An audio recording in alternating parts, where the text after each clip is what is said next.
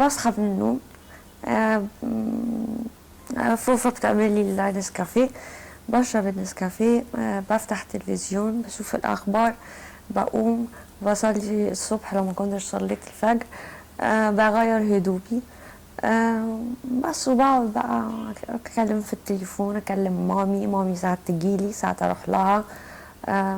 أكلم أخويا كده يعني. يوم طبيعي، يوم اي حاجه. يوم أي حد. الجمهور وحشك؟ الجمهور وحشني جدا، بس انا بصراحه كل ما بنزل الحمد لله يعني هو موجود حواليا. يعني كنت بخاف قوي ان انا ابقى بنزل والناس ما تعرفنيش، لقيت الناس بتعرفني حتى وانا حاطه الكاب مغطيه نفسي. ان حد يؤمن بيا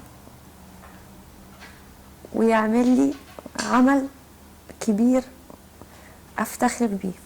انا الحاجه الوحيده بس اللي نفسي اقولها من قلبي للجمهور بجد بجد يعني انه وحشني قوي، نفسي ارجع له قوي.